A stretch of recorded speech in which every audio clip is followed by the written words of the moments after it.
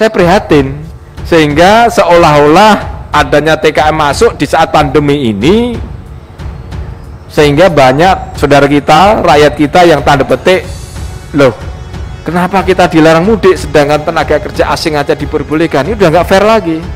Belum pemerintah mengizinkan kok TKA, kita nggak boleh, kita akhirnya ngotot. Akhirnya apa yang kita lihat? Puluhan ribu antri untuk mudik nekat. Dampaknya luar biasa. Saya hanya mengajak untuk proporsional. Nggak boleh kita melarang untuk masuk ke Indonesia di saat pandemi, nggak boleh.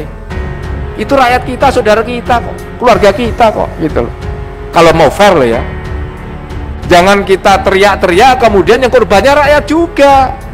Kalau nggak boleh masuk, seluruh dari asing harus kita lawan, nggak boleh masuk, nggak ada diskriminasi. Korbannya rakyat juga, kita teriak-teriak seolah membela rakyat. Loh, memang benar membela rakyat, tapi kontraproduktif.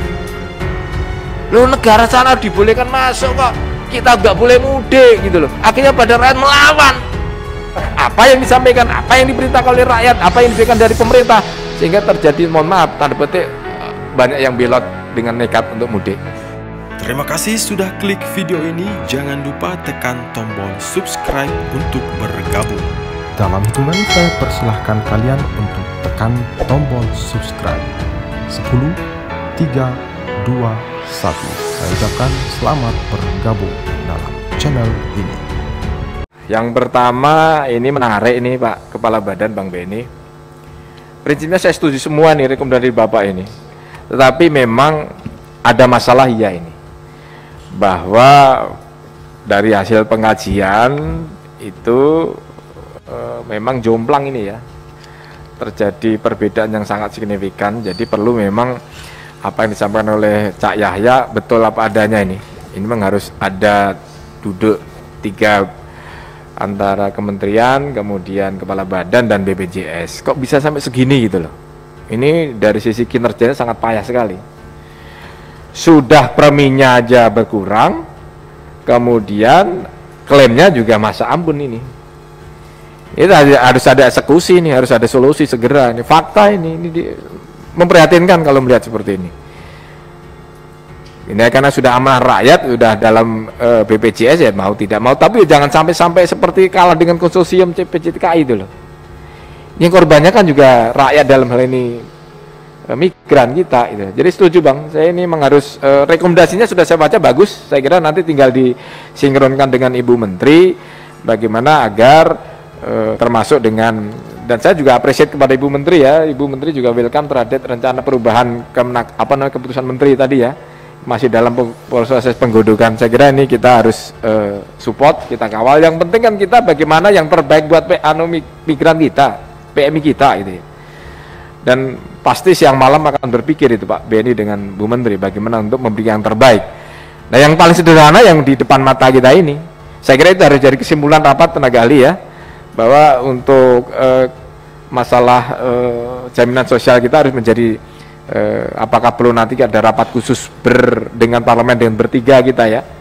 Ini harus kita dudukkan segera selesaikan. Yang kedua saya setuju berikutnya kait dengan usulan dari Pak Benny terkait untuk 7.000. Wah ini luar biasa ini. Ini harus di depan mata 7.000 PMI yang terkendala dipulangkan. Ini saya kira juga harus kita cari solusi, kan kita harus support. Beliau meminta penguatan dan itu adalah hak rakyat, itu adalah urusan rakyat yang kita dukung gitu. Kita support penuh gitu. 7.000 saya kira termasuk kaitannya dengan usulan yang soal kebangsaan kita. Ada yang waduh merinding saya, ada yang di imigrasi di sana itu masalah sedemikian rupa. Saya nggak mendengar aja teriris saya. Gajinya kecil begitu terkumpul di gelang kalungnya diambil gitu ya. Nah saya kira ini juga harus ada kesimpulan rapat untuk menyikapi ini. Ini adalah kehormatan bangsa tapi juga kehormatan dan itu adalah hartanya PMI kita. Di bawah sedikit diambil lagi. Jadi perasaan kita teriris hari ini. Jujur saya merasakan suatu hal yang nggak nyaman sekali. Merasakan batin saudara-saudara kita PMI kita. Jadi untuk yang Pak Benny saya kira kita support. Meskipun mohon maaf Bang Benny anggarannya memang nggak seberapa, tapi nasionalisme teman-teman itu adalah harga mati yang harus kita support penuh. Tidak apa-apa Pak. Entah nanti kapan situasi fiskal kita memungkinkan untuk ditambah, pasti kita akan tetap nambah. Tetapi situasi seperti ini ada, ya seperti inilah Pak, kita akan berjuang apa adanya. Nah, terkait dengan Ibu Menteri, saya mohon Ibu Menteri mohon dikaji barangkali ya, dari sekian BLK itu kita bicara outputnya Ibu Menteri. Tadi sudah ada klasifikasi terkait dengan yang mapan, kemudian yang kurang mapan, yang BLK. Nah sekarang saya secara keseluruhan deh, outputnya yang ada di hasil kinerja dari BLK itu berapa sih yang sudah kerja mandiri, berapa persen, berapa yang bisa kerja di tempat industri yang lain, dan berapa yang masih tetap nganggur dengan itu loh ya, sudah dihasilkan kerja, udah dididik untuk bisa las, udah untuk membuat reparasi HP, masih aja juga yang belum bisa mandiri dari usaha mandiri. Nah itu perlu kita cari solusi gitu loh.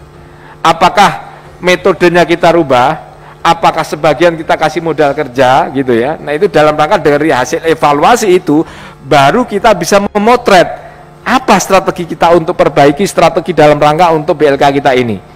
Nah mohon maaf, mungkin barangkali sudah ada kajian terhadap output keluaran impact-nya dari teman-teman yang sudah kerja atau sudah berlatih di BLK kita. Termasuk saya kira bagaimana kita bersinergi dengan SMK kita ini kan ya, SMK kita apakah perlu kita mengadakan satu pelatihan-pelatihan khusus yang ada irisannya dengan SMK. Nah, jadi biar tidak ketika sudah ada komputer, mereka diberikan satu pelatihan kaitannya dengan irisan dan SMK. Jadi ya kalau lulusan SMK adalah marketing dari sisi digital, lah gitu diperdalam lagi di dari sisi dari sisi BLK itu sendiri. Nah kalau itu bisa bersinergi, alumni BLK yang perlu penguatan, perlu penambahan skill dari sisi pelatihan teknis, saya kira itu bisa kerjasama dengan BLK. Nah kaitannya terakhir soal isu yang menarik ini, masalah TKA. Jujur teman-teman sekalian, ibu bapak sekalian, Bu Menteri dan teman-teman yang lain, saya prihatin ini. Ini isunya luar biasa besar. Padahal dari tahun ke tahun sama loh, hampir mirip loh jumlah pekerja kita ini di asing kita ini. Dari tahun 2015 disampaikan oleh Kementerian Tenaga Kerja itu ada 77.000. Bahkan 2019 ada 109.000, 2020 penurunan. Saya prihatin, sehingga seolah-olah adanya TKM masuk di saat pandemi ini, sehingga banyak saudara kita, rakyat kita yang tanda petik, loh kenapa kita dilarang mudik sedangkan tenaga kerja asing aja diperbolehkan? Ini udah nggak fair lagi. Tanda petik ini justru malah menimbulkan kontraproduktif perang melawan COVID-19. Bila pemerintah mengizinkan kok TKA, kita nggak boleh, kita akhirnya ngotot. Akhirnya apa yang kita lihat? Puluhan ribu antri untuk mudik nekat. Dampaknya luar biasa. Saya hanya mengajak untuk proporsional. Loh kalau kita tidak boleh, 39.000 loh saudara kita yang warga kerja di luar negeri itu mau pulang itu, mau kita larang? Kan nggak bisa. Saudara kerja kita yang habis kerja, kontraknya habis, itu juga harus pulang gitu loh. Nggak boleh kita melarang untuk masuk ke Indonesia di saat pandemi, nggak boleh. Itu rakyat kita, saudara kita kok, keluarga kita kok gitu loh. Kalau mau fair loh ya. Kalau mau fair harus begitu, harus proporsional. Jangan kita teriak-teriak kemudian yang korbannya rakyat juga. Ini pikiran saya, analisa saya, dan beberapa setelah saya diskusi dengan teman-teman yang lain. Nah, saya lihat ini memang sudah di luar kenapa tidak mempersoalkan kemarin-kemarin? Itu saya data, ini saya hanya membaca data kok. 2015 TKA kita keseluruhan 77.000.